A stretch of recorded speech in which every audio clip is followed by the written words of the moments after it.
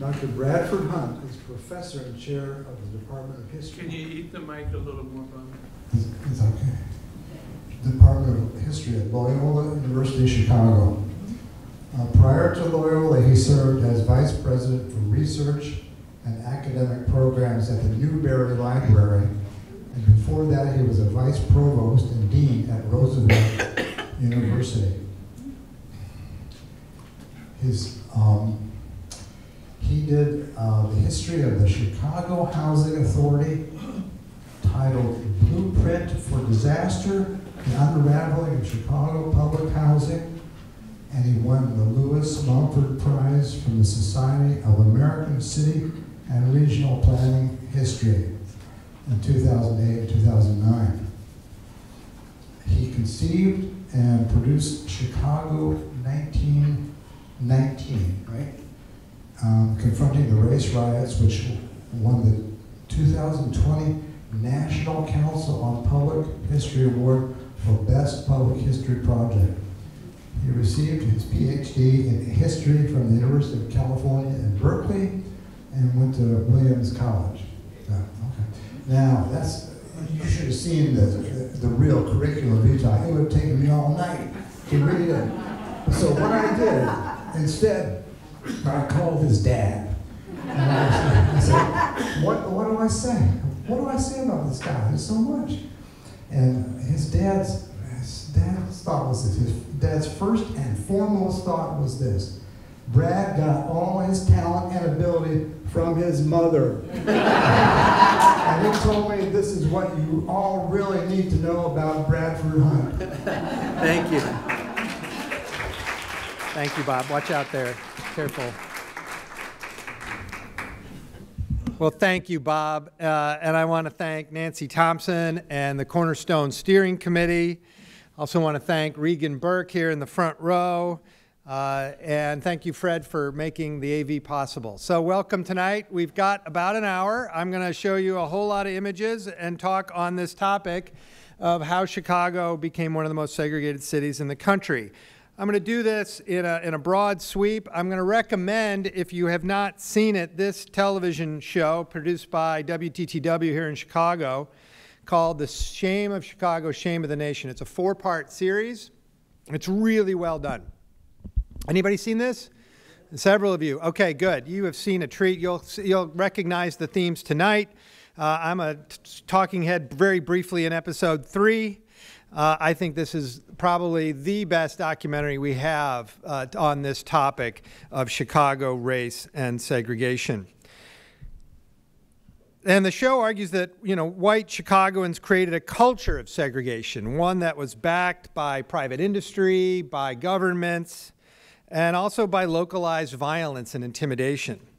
Now, we like to think, Chicago's the worst or something on this, but Chicago's not alone by any means, and segregation in cities is a nationwide, indeed a global phenomenon. But Chicago's going to pioneer certain practices. It's more organized, more active, and more sophisticated than other cities in creating and sustaining segregation. Okay, so what are we going to do today?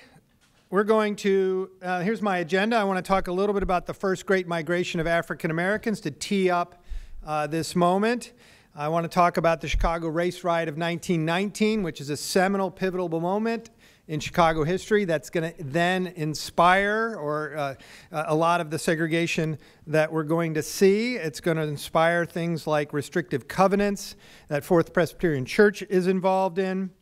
And housing discrimination as well, and real estate practices, urban renewal, and public housing are all going to be wrapped up in a segregation system that really emerges, and the ideas emerge out of the 20s. And then I want to wrap up with what can we do? How do we think about this in our current day and age?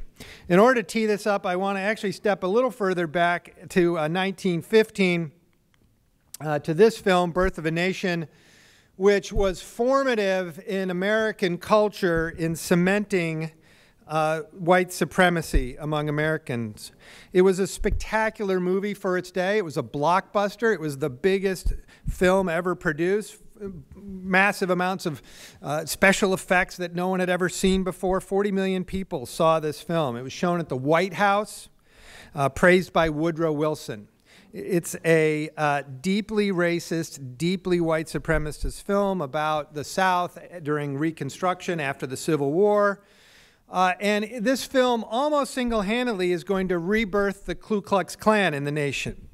The next year, this book is published, the Knights of the Ku Klux Klan, and the Klan is going to be rebirthed, its second iteration in the 20th century. By 1923, the Klan is thriving across the country, nowhere more so than in Indiana, where historians estimate 25% of all adult men were in the Klan. It's a complicated story. The attraction was not just anti-black, but it's also anti-alcohol, anti-Catholic, anti-Semitic, but it's entirely white supremacist in its conception. So this is part of this environment in the 1920s where Chicago is going to embrace racial segregation. Another formative influence is this gentleman, Madison Grant. He is a a well-educated New York lawyer. He's part of the early environmental movement in the nation, but then he takes a dark turn into eugenicist thought, publishing a book about the decline or the passing, is in this title, of the Nordics, which is the white race, as he calls them, from Northern Europe. It's a deeply influential book among the intellectual class. Hitler's going to praise it, said that Americans are way ahead of the Germans in understanding these things, that this is really, though, white supremacy as pseudoscience. This is the zeitgeist, the climate of a deeply racist white supremacist one that is in place in the country when the first Great Migration happens. This is a map from the Encyclopedia of Chicago, published in 2004, but it shows the railroads that helped bring black Southerners out of the Mississippi Delta, up to Chicago. And those rail lines really do guide, in many ways, migrants. The railroads on the East Coast funneled African Americans into Washington, D.C., Baltimore, New York. Around the Mississippi Valley, they funneled people into St. Louis, Chicago, and on to Detroit. And the Great Migration is going to take place in Chicago between around 1900 and 1930. In 1900, there were very few African Americans in Chicago. It's roughly around 3%. The city has boomed in the 19th century, but by 1920, there are going to be 100,000 African Americans, and that population is going to more than double during the 1920s. These are people who are seeking opportunity, but also escaping the Deep South. I'm going to show you this slide. This is the Arthur family moving to the urban north from the rural south. They arrive in Chicago on September 4th, 1920, and are profiled in the front page of the Chicago Defender. Their family fled their hometown of Paris, Texas, after two sons, one of whom was a World War I veteran, had been burned alive at the Lamar County Fairgrounds in Paris, Texas on July 6th. They were murdered after killing their landlord in a self-defense, and the landlord had been terrorizing them and had shot at them in a dispute over a debt, and they fired back and murdered the landlord, killed the landlord, and then were strung up and burned. This is the kind of violence, the lynchings, that are going to drive people out of the American South. So there's a push and a pull. There's the Jim Crow regime, which is going to push people out of the South. And then there's the pull of Chicago, where hopefully life will be better. There's certainly more job opportunities, and the Jim Crow regime is not quite as entrenched. All this is going to, the Great Migration is going to contribute to the racial tension in the city that is going to just blow up in 1919. 1919, a year after World War I has ended, this large-scale migration has happened of African Americans from the South. Veterans are returning home. There's going to be tension around jobs, tension around race and space in Chicago. And this is all sparked by an incident on a beach where a 16-year-old Eugene Williams builds a homemade raft. It drifts to the wrong end of the beach, which was thought as a white-only beach. He's going to get hit with a rock. He's going to drown. It's going to spark a melee, and it's going to spark this riot that had been brewing and building all summer. This story, we don't talk about this much in Chicago. I've tried to bring this history forward in the last several years. But this was the worst day of violence, worst week of violence in Chicago history. 35 dead, 23 black, 12 white. And it's really an ugly moment in our history. It's mostly a white pogrom, an effort by whites to drive blacks out of Bronzeville. Here's a photograph by Jun Fujita, who was a Japanese American and could somehow exist in both worlds as a Japanese American. But he took all the photographs that we have, many of the photographs we have of the violence on these days. It's black African Americans are going to defend their territory. Many of them were veterans coming back from the war, knew how to use a weapon. That's going to contribute to the violence. It's only going to get quelled first by rain, but also by the state militia that occupies a lengthy line for 2 miles along Wentworth Avenue between about 22nd Street and about 50th Street to protect the Irish American gangs that have been doing much of this violence from to protect the African American community from the Irish American gangs who have been instigating much of the violence. And so the outcome of this is really traumatic for Chicago. This is a major moment in our history. John McCutcheon was a longtime political cartoonist. He draws this in the Chicago Tribune. The color line has reached the north, meaning we thought we didn't really have a color problem in Chicago. We're not so bad, but now all of a sudden, over this incident on a beach, we are now, the color line segregation and the question of that has reached Chicago. So what's going to be the response of Chicagoans to this deadly week of rioting that really is mostly on the south side but stretches into the Loop, stretches across much of the south side? The response is going to be twofold. One is that the governor is going to create a commission, and they're going to write an extensive report, a 700-page report that's published in 1922, early 1922.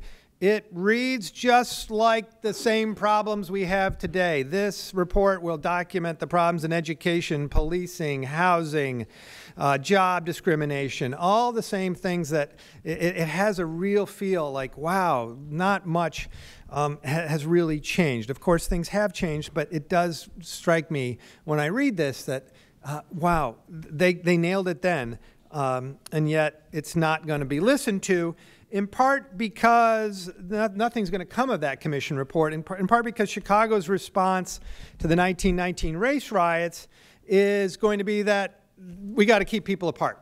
They're going to shoot each other. We got to keep them apart. In housing and schools, races ought to be separated. This is the response of what I call the white power structure in Chicago, the aldermen, the business leaders, even church leaders at the time are very much interested in, we don't want to have another riot, so let's keep people separated.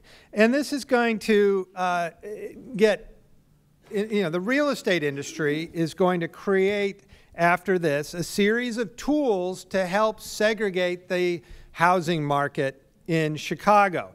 They're going to create a whole bunch of these tools, and I want to talk about several of them. They're created in the 1920s. Chicago hosts the National Association of the Real Estate Boards, and so they're going to be play a seminal role in all this.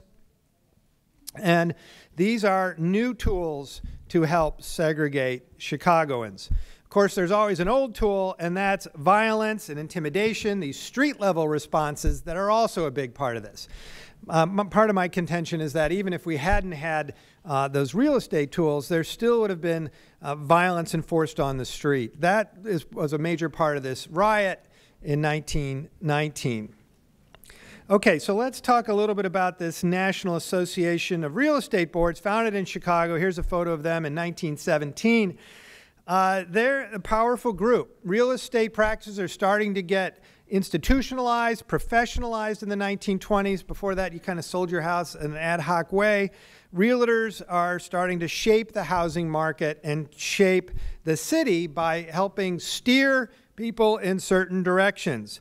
But in 1921, the Real Estate Board, in response to the riots, voted to expel its members who were African American and expel any member who sold a house to an African American that had previously been white, owned by a white person. The racial hierarchies of the city are written into the appraisal standards, and the phrase, any mixing of inharmonious races, was a violation of the Code of Ethics of the National Association for Real Estate Boards. They turned real estate practices and they codify them and create these rigorous standards in order to shape real estate values. The argument was that real estate values were determined as much by race as by anything else. And this is going to infuse the entire real estate industry in the 1920s and 1930s. This isn't overt Jim Crow laws like separated drinking fountains and things like that were in the South. That wasn't happening in Chicago. No, these are highly educated professionals who take on a discriminatory logic and write it into policy, write it into their practices as almost an assumption. And then these become somewhat self-fulfilling prophecies. One of these tools that I mentioned earlier, developed by the National Association of Real Estate Boards, were racially restrictive covenants. Now, what's a racial restrictive covenant? Regan Burke here has been in the archives and has seen these things. I'm going to call you out again in a minute.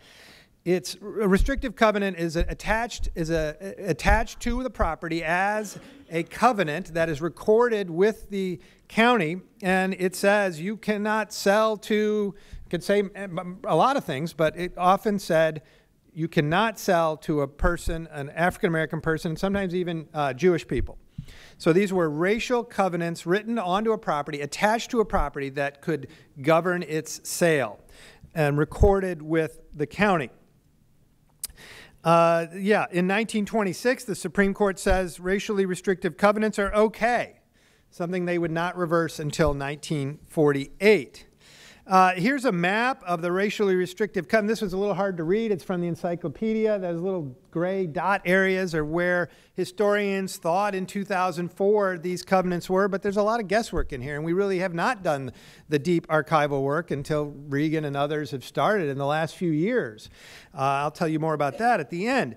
If we zoom in a little bit so you get a little better view, the dark shade is predominantly African American, and then the faded areas are where the restrictive covenants were, all around what was called the Black Belt, in order to defend, if you're a white real estate agent, defend those areas from African American occupancy. Now, let me dive in here and get a little closer to the church, to our church.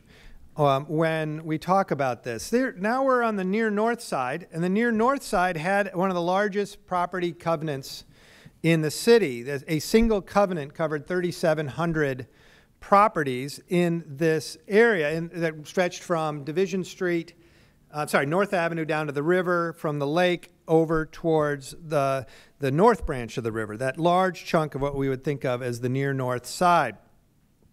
The North Side Property Owners Association start around 1932, 1933. They start a campaign to create a giant racial covenant and to stigmatize African Americans. It's going to add legitimacy to this idea that black people are going to ruin your properties. The campaign was carried out by Executive Director Pierce Jones, who was also the head of the Chicago Real Estate Board. This takes place from 1933 to 1937 when this organizing work takes place.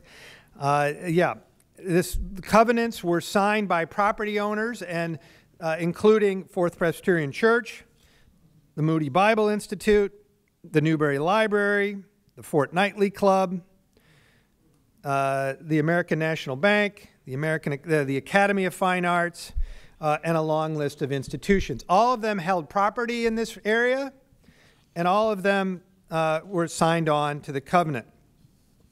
Let me show you some more details about this. This is a map that was produced and a flyer that was handed out to the neighbors showing red dots of where African Americans were living in 1930.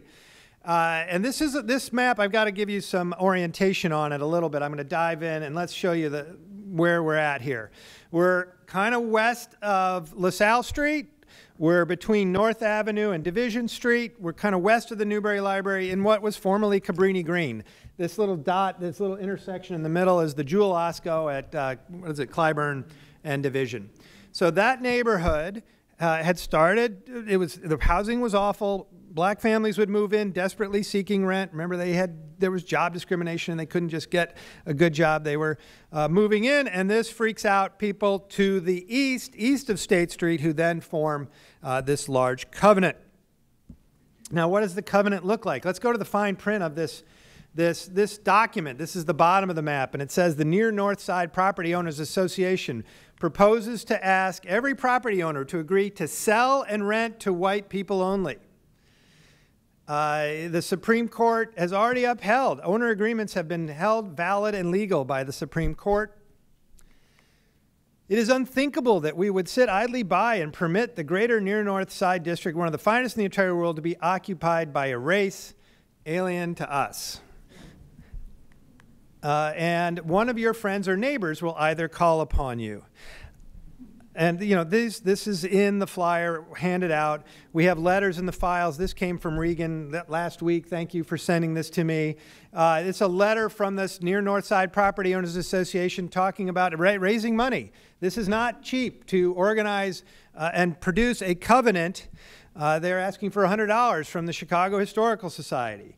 When we recently, this covenant, this document in the archives has been digitized only in the last year. It was recorded on June 2nd, 1937. It starts in 1933, this 4-year effort to get 3,700 signatures, essentially. I don't know if that's the right number, but there are 3,700 parcels in this document. And so you had to literally go get somebody to agree to this. This wasn't something that could just be blanket done in a city council motion.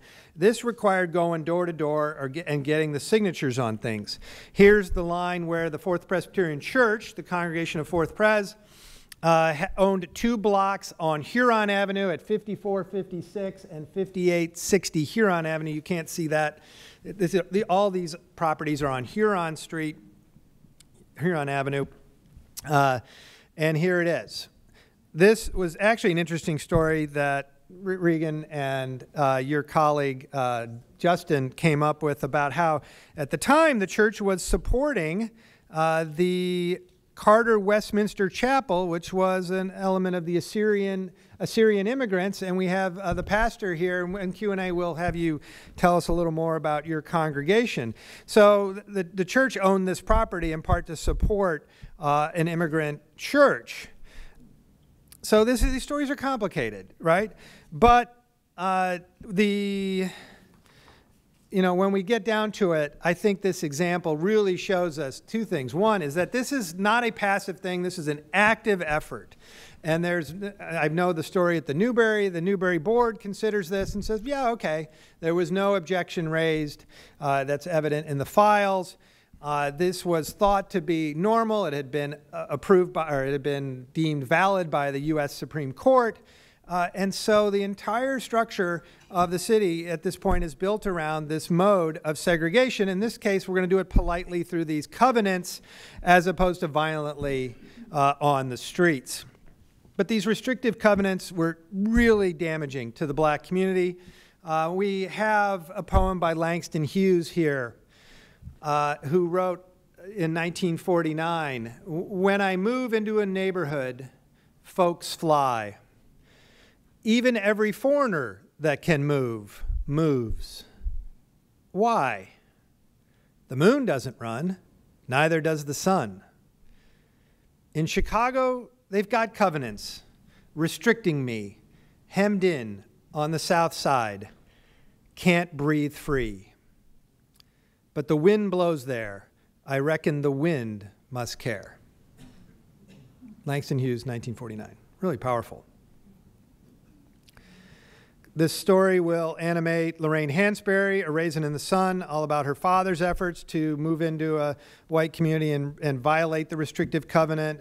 Their house is going to be, bricks are going to come through the window. There are going to be death threats. This is a rough time in Chicago history because, in part because there's a second great migration after World War II, and there's continued pressure on the housing market as African Americans are desperate to find housing, and they're looking to break this restrictive covenant regime.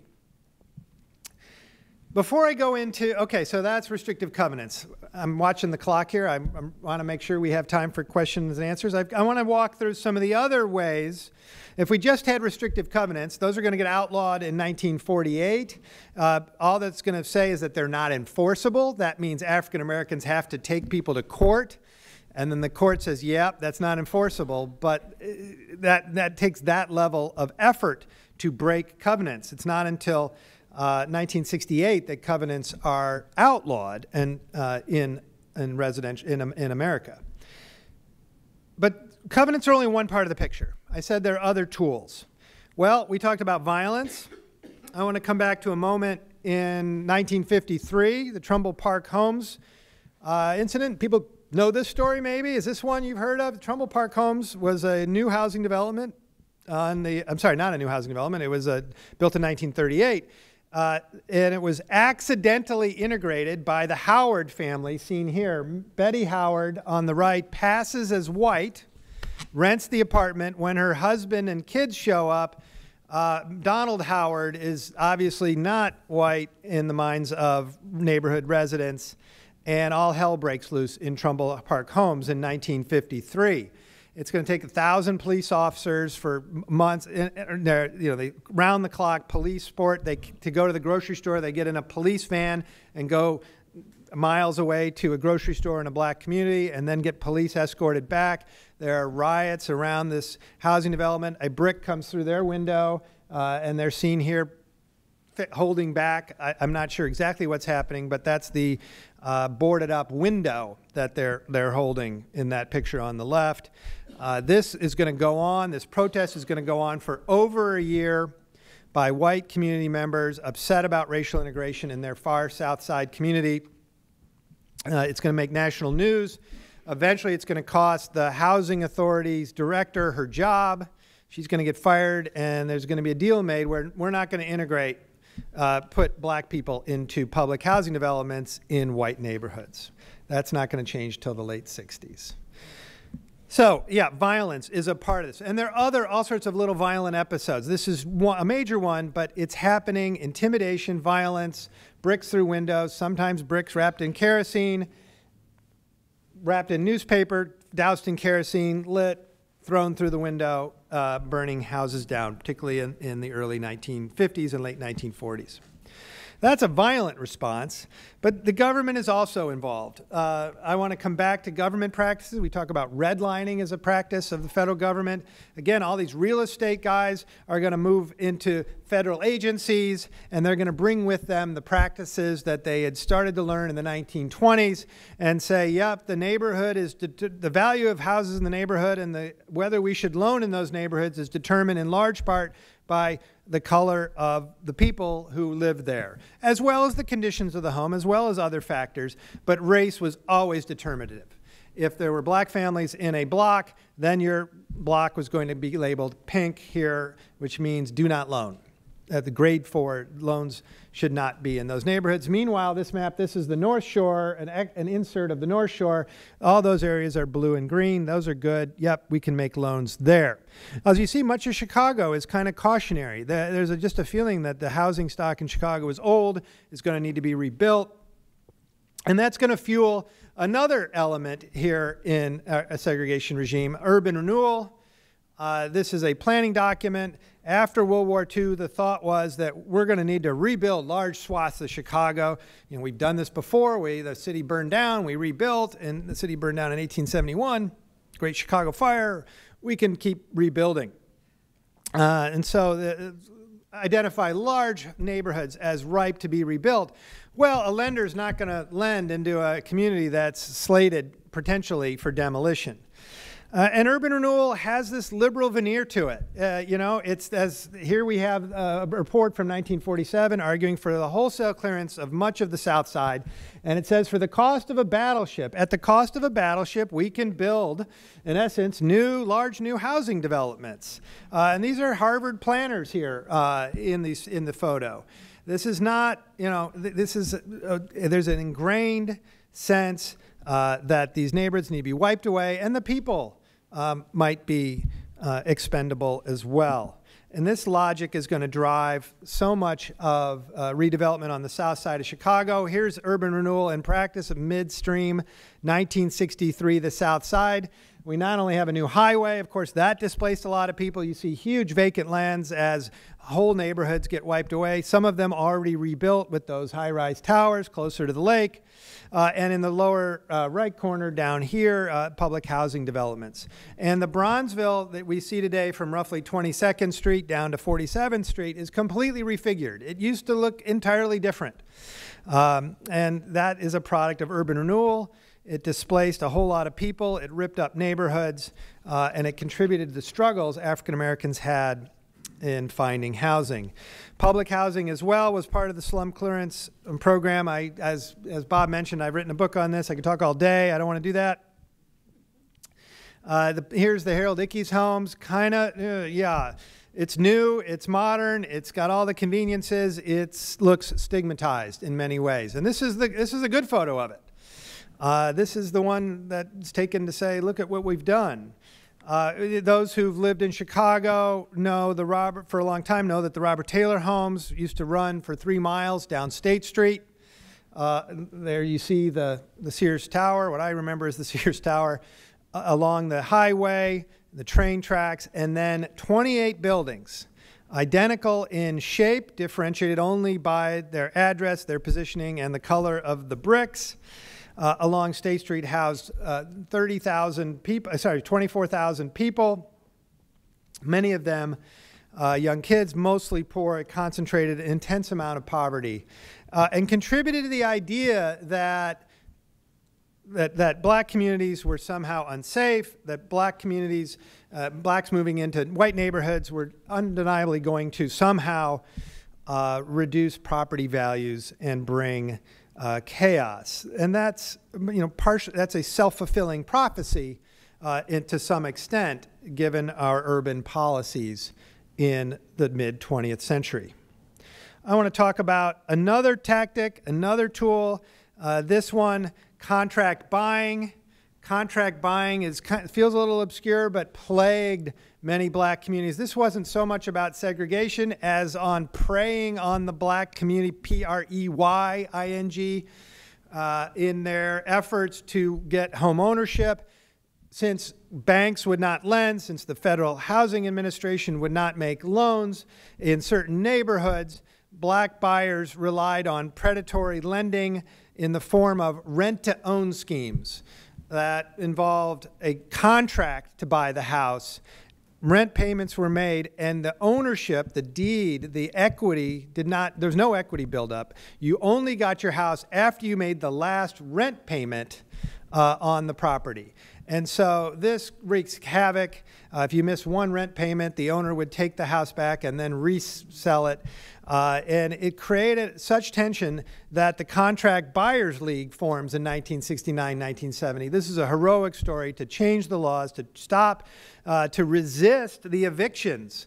And this is going to lead to a major clash in 1970 between the Sheriff's Department, which is supposed to enforce evictions, and the black community. And the sheriffs would move the stuff out in the street, and the people would move the stuff back in. And it was a real standoff for months. It's quite a story. It's really well done in that Shame of Chicago documentary.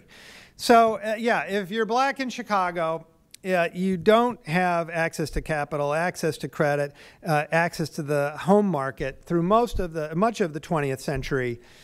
And you're more likely to get preyed upon. You're more likely to pay more for your house, as blockbusters would be flipping houses as well. It's just an ugly time in terms of that housing market. All this is going to lead to segregation in the city that is still with us today. I want to show some maps here. They're a little small perhaps from the back, but the left one is 1950. And it shows the barriers, particularly this stark line down what's the Dan Ryan Expressway today, there's also Wentworth Avenue. These boundaries aren't going to change that much. The black community is going to push south as those restrictive covenants become unenforceable by the 1950s. And they're going to push into those neighborhoods. They're going to push west, desperate for housing, but they're going to be hemmed in at every barrier. Every boundary is going to be often firmly enforced, I think as much by violence as by an intimidation, as much as these state tools that I've just described.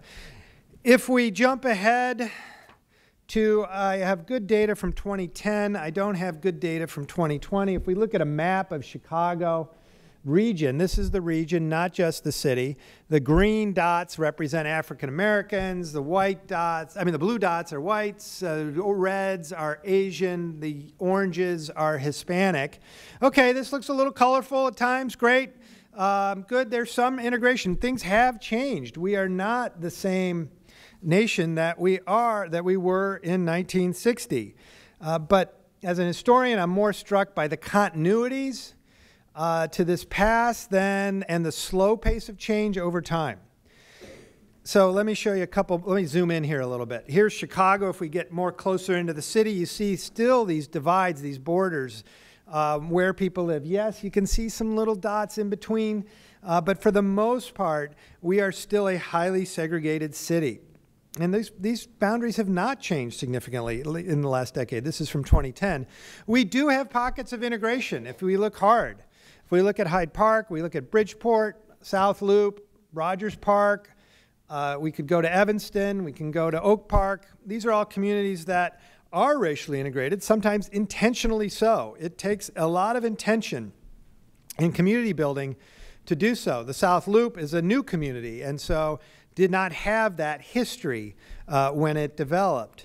And so we're seeing these patterns emerge slowly, but they are specks, if you will, on that larger map. Okay, so what can we do?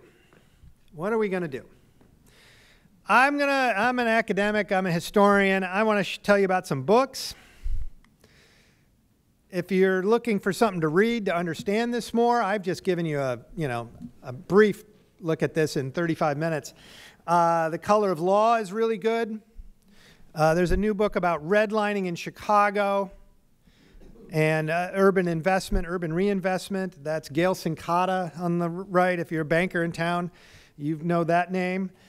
Family Properties is the book that describes that contract buying phenomenon. I highly recommend that. It was written by a historian about her father, who was heavily involved in trying to fight those contract buying schemes. Race for Profit tells the sad story of federal efforts to do something in the 60s and how they could so easily be manipulated by the real estate industry. How banks and the real estate industry undermined black homeownership is the subtitle. It's a sad story. And most recently, in 2024, Andrew Carl, who I know well, wrote a new book about how the tax structures have really undermined black home ownership, the tax liens, tax sales, the assessment in Cook County. It's all really stacked against these communities. What else can we do? Well, I think one thing we need to do is educate ourselves. And I think that is critical. Bob mentioned that I kind of came up with this and led this effort in 2019 to do a citywide conversations about race and racial discrimination. We partnered with a whole bunch of people, did programs out in neighborhoods. We did a bike tour of the 1919 race riot. This was the 100th anniversary of this event.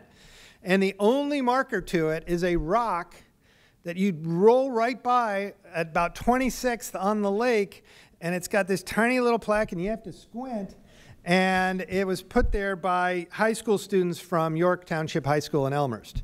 So, we have not recognized this. There's now an effort to put markers elsewhere in the city to remember this, so that we recognize that what we see today did not just come out of nowhere. It has a long history. I'm also involved in the National Public Housing Museum. This is going to open probably in December. Where the contractors a little behind schedule. But this will be an exciting museum talking about housing nationally, but also housing in Chicago. It's not just about the Chicago Housing Authority. It's about how we have thought about housing in our communities across the city and across the nation. So I encourage you to go see that. Educate yourself there.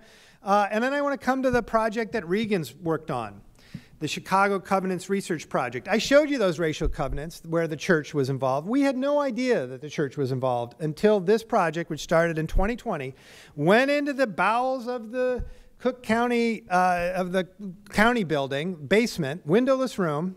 Regan, you should describe it. It's 3 times the size of this room, and it's got 5,000 volumes that are all thick, all handwritten, because we didn't start computerizing any of these deeds until the 80s, 90s.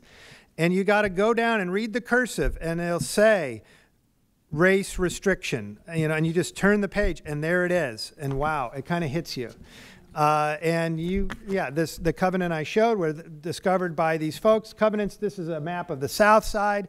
They're starting to map out what was covered and what wasn't. I think we're going to find that there probably were fewer covenants than we thought because they're very hard. You got to knock on your neighbor's door and get their signature. It took 3 years to just do that one with well-organized group on the near north side here around the church. And so we still have so much work to do as historians. People say to me, "Oh, don't we know everything already?" I'm like, absolutely not. That black textbook was a revelation to me. This Covenants Project is discovering new nuances all the time. People can now, these covenants are still on the books. You have to physically go down and say, I want that covenant removed from my property. It's unenforceable, but you have to have it actually removed, and Natalie Moore from BEZ did that in a really interesting piece. So there's still a lot to do. We still have a long way to go, and I want to end just saying, though, that residential racial integration, this question is not on the public agenda. It's not a winning formula for a politician to advocate for. We did not hear it at all at the Democratic National Convention. Only the most liberal politicians argue for racial integration, for more housing, for more public housing. Yes, we have fair housing laws on the books, and discrimination is now illegal, but the long legacies of the last 100 years mean a wide disparity in home ownership rates.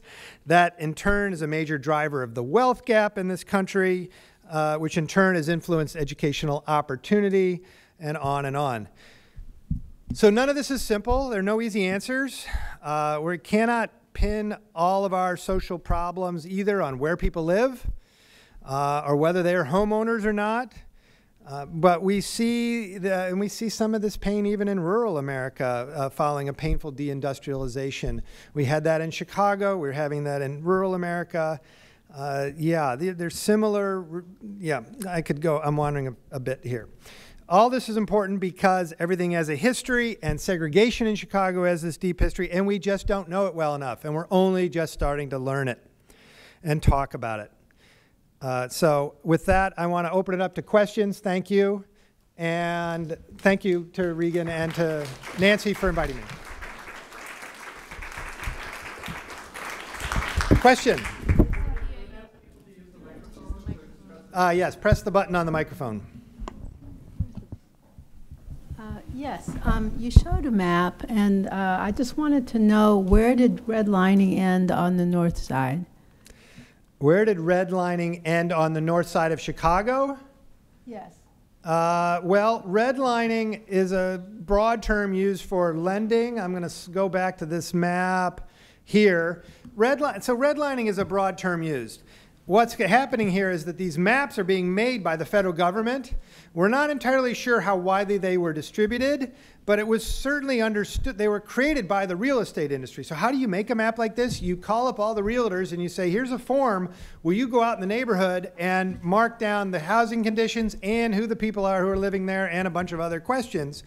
And so redlining is about this ability to get a loan. So, this is all the near north side, the Cabrini area up into Lincoln Park. There was a thought in the 1950s that Lincoln Park needed to be cleared and that it was a slum.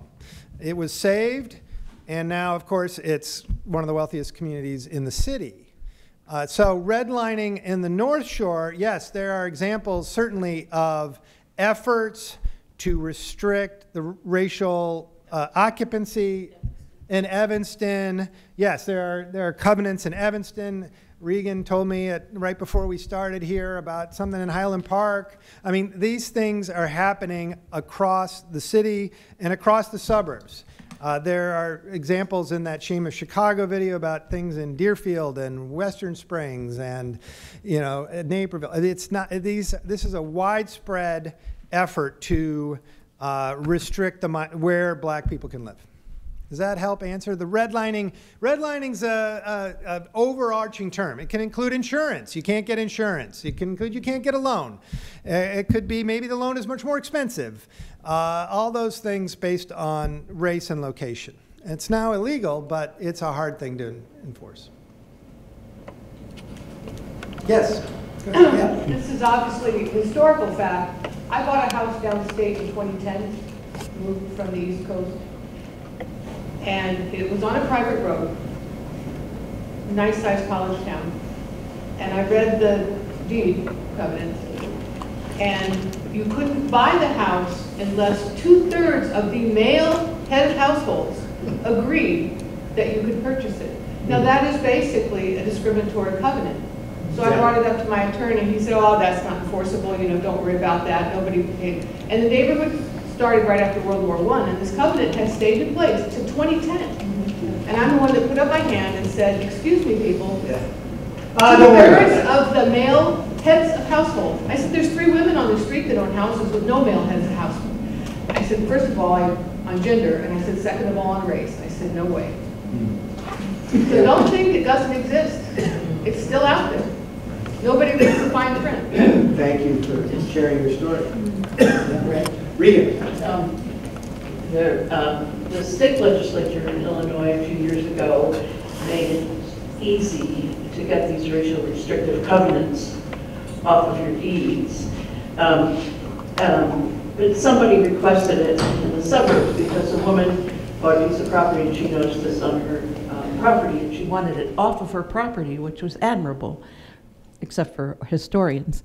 And so they made it so that you could go to the recorder of deeds and supposedly within a month, and it only cost $10, whereas before you used to have to hire a lawyer, blah, blah, blah, to get these racial restrictive covenants off.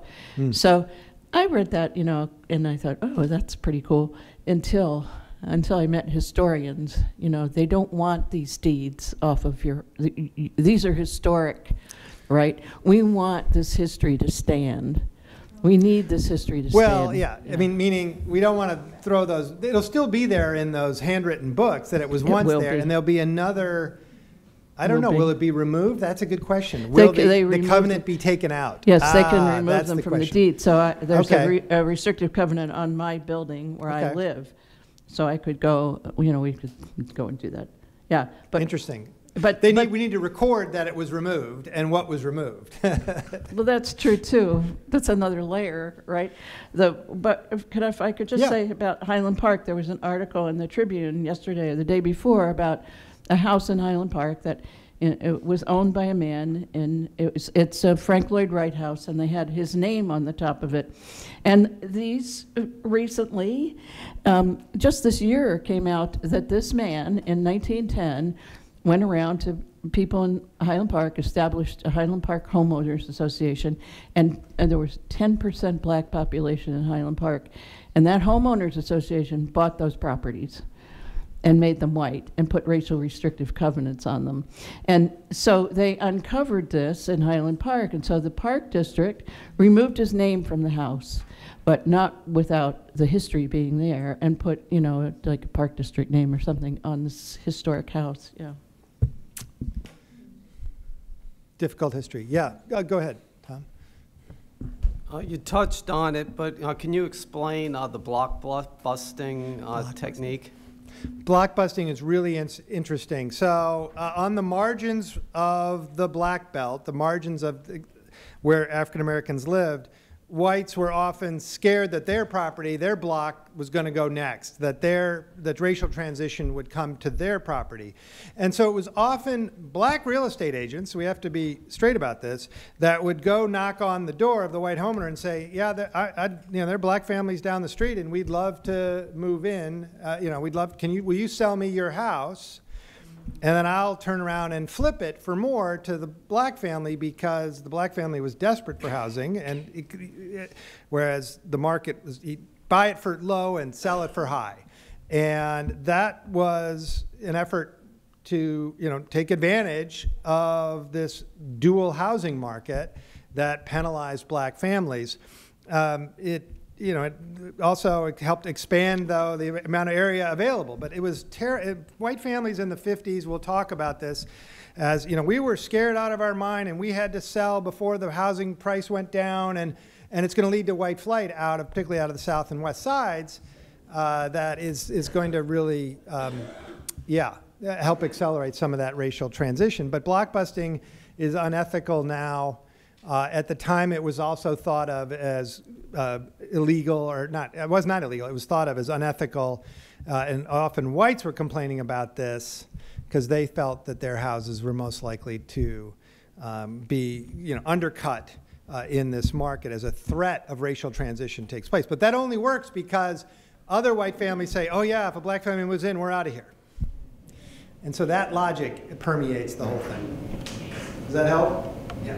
And I think Oak Park resisted that, and that's one reason that area is integrated to the extent it is today. Oak Park works very hard. They have an agency. You're not allowed to put up a for sale sign in front of your house because people think, oh, why are they selling? Is there, and they manage rental housing, integration in the rental market to try to not congregate and not have densities of just African Americans in one neighborhood. They work really hard at it. They have a whole staff in the village that educates people, and it's expensive and not easy. Yeah, but yes, I'm sorry, your name again from the Syrian. Yeah, I'm Stuart Barnes Jameson. I'm pastor of Carter Westminster United Presbyterian Church in Skokie. First, let me say it's glad to be back amongst you. I worked here at Fourth Church for a season, and I enjoyed these events a lot. Yeah, so Justin called our church a while back and said, they had found that the Carter Memorial Chapel had signed this covenant too, and he wondered if I knew anything about it, and we did a little research. I was able to see the name of the person who signed on behalf of Carter Memorial Chapel.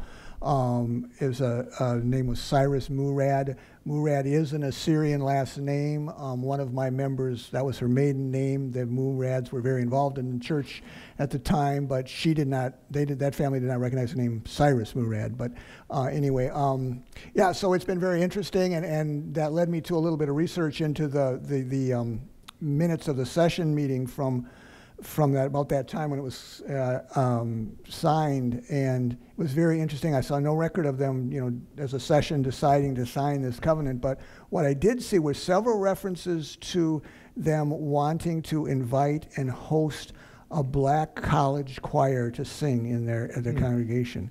And I thought, well, that's been interesting. But as I've heard some other stuff about this, but it's not unusual where that sort of stuff was going on. Have your choir come and sing at our church, and we'll sign a restrictive covenant. So it was very, so, and I also may say, I'm also a 25-year resident of Oak Park, so I know what Tom's talking about here. I actually had some involvement. I worked a little bit with the Oak Park Regional Housing Center, and so I know the efforts and the intentionality it took in Oak Park too. But it's been, I'm glad to be here tonight. Thanks, Brad, for this. This was great. Thank you.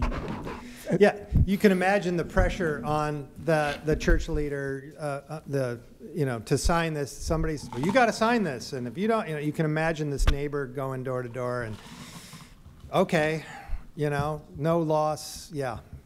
And since this was kind of a mission church of Fourth, I'm sure that was part of the issue too. That was started by, as I understand the story, Phoebe Carter was a member here who gave a lot of money. for this chapel to start up as the Assyrians were coming into this country, escaping the genocide, like unto the Armenian genocide. And so there was a Reverend Ablat who was a pastor or a student of McCormick who started the chapel. So yeah, I'm sure there was that kind of pressure in all of this too. Thanks. In the back, yeah. Yeah, I'm Nanette Sawyer, one of the pastors here at Fourth Presbyterian Church, and this history is so important. We want to learn more and more about it so we can sort of take responsibility for what we've been part of in the history and find out, consider, come up with ways that we can correct wrongs that have been done.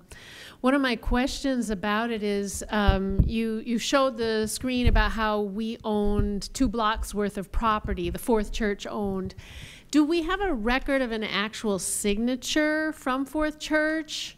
I mean, we can assume they were under a lot of pressure to sign, but I'm wondering, did somebody sign? And somebody signed. We don't know their relationship to the church. It was the Carter Westminster person who signed. Right. Yeah. Yeah. I mean, so fascinating. I mean, it bears more research. you can imagine that. Yeah. So maybe the fourth congregation didn't even know this happened, and it kind of got snuck under their nose. But we know that from enough of these large institutions that these are formal asks of them to do this, and it took 4 years of effort. So yeah, we don't know. The records are pretty thin, and even that we're still discovering them. Yeah. Back there were 2 back here. You guys can go ahead. Redlining and urban misplanning has been the subject of your presentation tonight. Are we doing anything substantively to rehabilitate these areas? Now that sounds like just keep the blacks where they are and fix up the area. It's not what I'm saying, but we do read about major efforts by huge corporations to put money into these blighted areas, food deserts, schools. We know the schools are in terrible shape in these areas, and there's been out-migration. So what you haven't covered at all is anything to rehabilitate the areas so that they are not so blighted. Could you speak to that? I can talk about efforts in the last 30, 40 years. After this public housing, after public housing is reinvented, if you will, and around the 2000s, there's a whole lot of energy that goes into that effort and billions of dollars to try to repair and address the mistakes of that past. So that's going to suck a whole lot of energy in that direction. There are a lot of programs and a lot of nonprofits building small apartment complexes, senior citizen housing, small new initiatives in places like Englewood to try to redevelop and energize that. Remember, Rahm Emanuel put a Whole Foods down at 63rd and Halstead as an effort to jumpstart it after calling his Rolodex. That was his kind of vision around urban redevelopment and urban regeneration. There's not been a strong federal effort, in part because of the discrediting of the previous efforts. Urban renewal with the large bulldozer, no, that's bad. We don't want to do that. Public housing, large scale, nope, that didn't work. So we're going to scale back, scale down, not try to do too much that's ambitious. Our current policies in the city are driven by tax increment financing districts, TIFs. Those draw little maps on the line, draw lines on the map to create little, I'll call them slush funds, little kitties that can be reinvested in the neighborhood. It leads to a lot of disjointed investment as opposed to more cohesive investment. There are some great TIF projects, and then there are a whole lot that just really don't seem to be adding long-term value. And the TIF money has sucked money away from the schools. It's a very complex problem. We don't have a really strong capital plan for the city. We tend to do these things piecemeal. I don't see a strong vision for building strong communities. It took the MacArthur Foundation, a private foundation, to hire another nonprofit, LISC, the Local Initiative Support, I can't remember the C, Local Initiative Support Group, to do plans for many of these poor neighborhoods. The city had gutted its whole planning infrastructure. It was thought to be too expensive. It gets cut. So then it took private and nonprofit people to go plan with communities for their future. So we have underinvested in that long-range thinking in Chicago. Ask you if you think the plan for transformation at Cabrini worked? Plan for transformation, yeah, that could be another talk. We could come back and have that conversation. The plan for transformation in a nutshell was a very ambitious effort to tear down most of the high-rise public housing in Chicago, replace it with mixed income developments that would remove that concentration of poverty. Only a fraction of the number of units torn down have gotten replaced. But we've used vouchers, meaning a government contract, in essence, to go rent in the private market. Because the city is emptied out, there actually are plenty of apartments that can be renovated in certain areas and then rented to former public housing residents. Problem is, they're all in these very poor black neighborhoods, and we're just perpetuating segregation, as opposed to using those vouchers and helping integrate more of the cities. That was a no-go in the 90s after some experiments that showed that, that some of that worked, that integrating, using the vouchers to bring people into new communities worked, but politically it was a disaster politically it was thought to be a disaster from the politician's viewpoint. Yeah. Back here, sorry. Sorry. Was the covenant idea prevalent in Milwaukee, St. Louis, New York City? Yeah. And yeah. have they come up with any resolutions for the problems? The covenants were crafted by that National Association of Real Estate Boards. They learned of the idea, and then they mass produced it for their members. So here's the kit. Here's what you need to do. Here's the boilerplate language. Here's how you do this. Here's what it takes. And it varied state to state, but yes, covenants exist across major cities in the north. They're not as much in the south, where there were other ways to manage racial segregation, and many southern cities were less segregated, in part for long historical reasons, although that didn't mean they were more equal. What have other cities done? Other cities, Chicago's really the first to tackle going in and finding these things and identifying it and mapping it and trying to understand it. There has been no book on racially restrictive covenants, just on that subject. There was a dissertation done in 1999 out of UIC that's very good. You've probably seen that, Regan, maybe. I don't know if you've seen that. We got nothing. And we're only now, they've understood the broad outlines of the story, certainly. Yeah. There's a great success story. So our pastor, Tom R., he came from this suburb in Kansas City. Ah. And I don't know the name of it, I can't remember it, but anyway, somebody knows it. So when that housing started, they all had racial restrictive covenants. In Kansas City? In the suburb of Kansas City, where he came from. In 1960, the pastor before him, who was there before him, went about and systematically helped people to remove those racial restrictive covenants. Didn't know that. In 1960, right? So a real hero. That's the legacy that Tom R. stepped into in pastoring that church. Wow. Thank you. That's interesting. Well, we've been at it an hour. Nancy, we're good? Okay, well, thank you all. I'm happy to stick around and answer additional questions. Thank you.